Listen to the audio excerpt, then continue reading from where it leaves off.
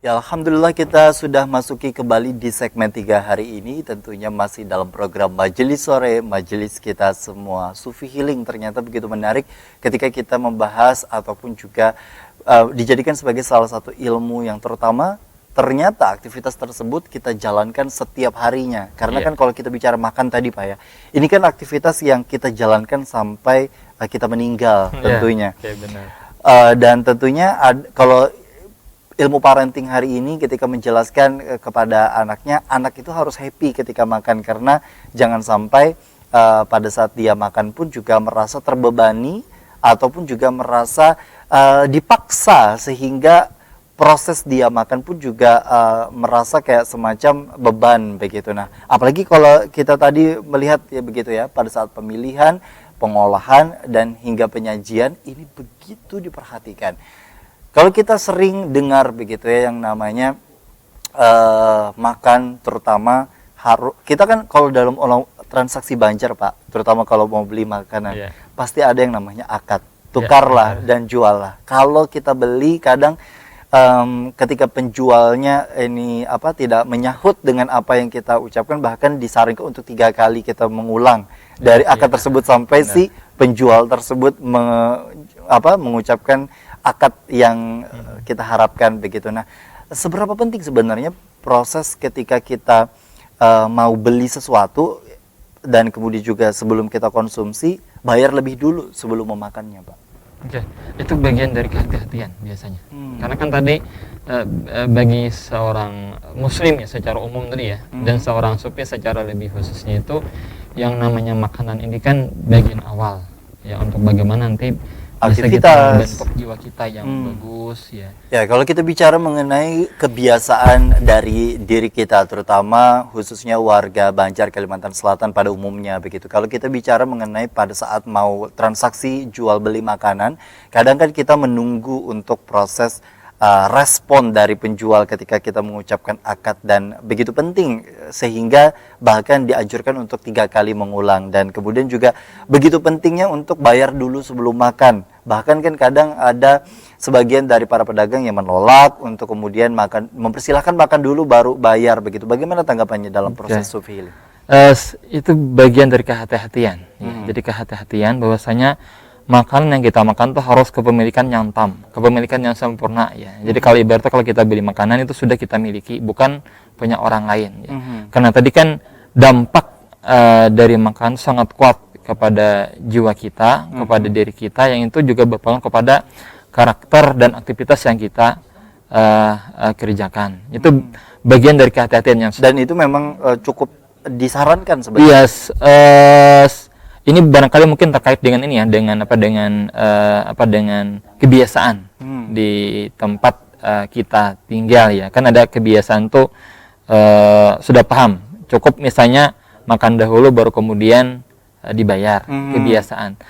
Jadi secara umum, secara prinsip sebujurnya itu kan yang penting ada saling pemahaman sama pemahamannya, saling mengetahui, kemudian saling meridai kalau bahasa yang di ekonomi syariah gitu ya, saling ridha ya, antarodin. Kemudian nah kalaupun nanti ada yang menyikapi secara hati-hati, ini barangkali mungkin yang pilihan yang misalnya tidak mau nanti ada unsur-unsur keraguan-raguan dalam makannya dimakan, atau bahkan ketidakridhoan ketika misalkan begitu banyak pesan makan dan lain sebagainya, tahu-tahu setelah makan utang dulu ya. Nah, gitu. Itu juga khawatir kelupaan, malah ada yang ada yang tertinggal, kan malah berbahaya ya. Iya, benar.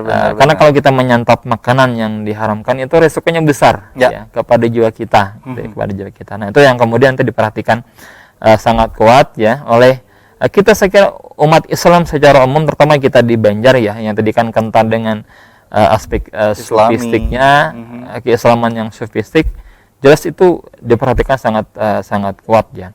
Tadi juga misalnya kita ketika menyantap makan harus dengan penuh kesyukuran gitu ya. Makanya kan kita ditekankan mesti membaca basmalah tadi ya sebelum makan, bismillahirrahmanirrahim, itu minimalnya ya. Nanti kan juga dengan doa ya, Allahumma barik lana, semoga diberkahi apa yang engkau rezekikan kepada kami ya. Allahumma barik lana fima razaqtan wa qina adzabannar. Ini kan bagian-bagian yang dibaca ketika memulai makanan. Jadi dengan penuh kesyukuran. Ada juga yang ketika kelupaan gitu ya di tengah-tengah, atau misalkan mau sudah akhir Bismillah ya awal wa akhir. Iya, itu juga sama. Jadi Tuhan Maha tahu gitu, Iya. yang awal yang akhir gitu ya. Terus saya kelupaan.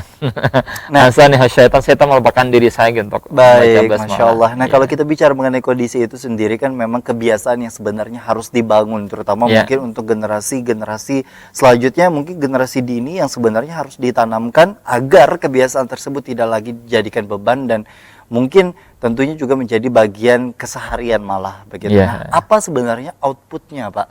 Kalau kita menjalankan pola sufi healing itu sendiri untuk kemudian juga dalam proses pemilihan, ini bicara makanan terlebih dahulu. Iya. Ketika kita ketahui begitu secara statistik memang penyakit tidak menular di Indonesia bahkan merajai dalam tanda petik untuk kemudian juga begitu banyak menyumbang data jumlah warga yang meninggal akibat penyakit tidak menular seperti misalkan jantung, paru-paru dan lain sebagainya. Itu tadi kan itu semua bicara mengenai penyakit. Kadang juga dijadikan indikatornya adalah misalkan pikiran, stres, kecapean dan lain sebagainya. Salah satu yang lagi juga paling penting adalah faktor makanan.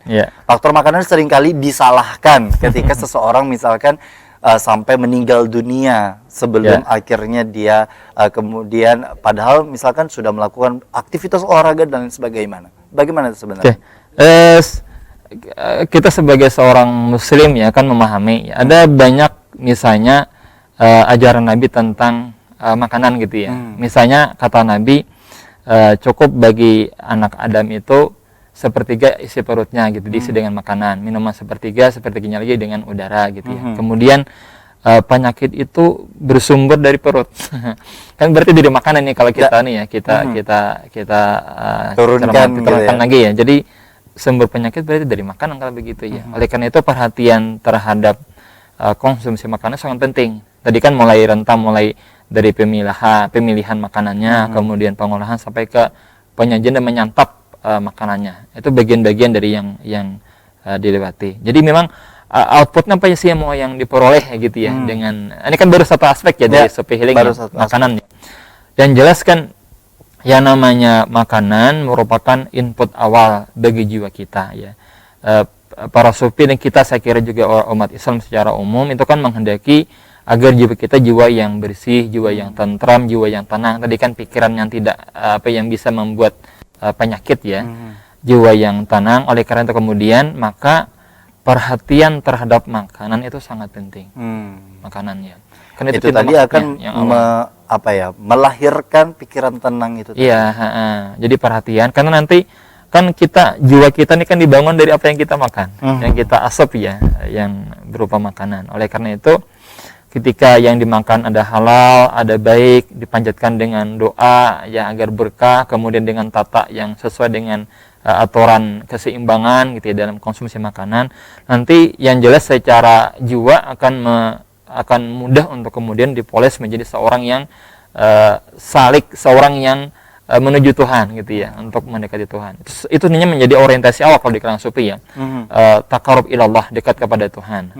Dan diantaranya lewat jalur makanan tadi, cara-caranya.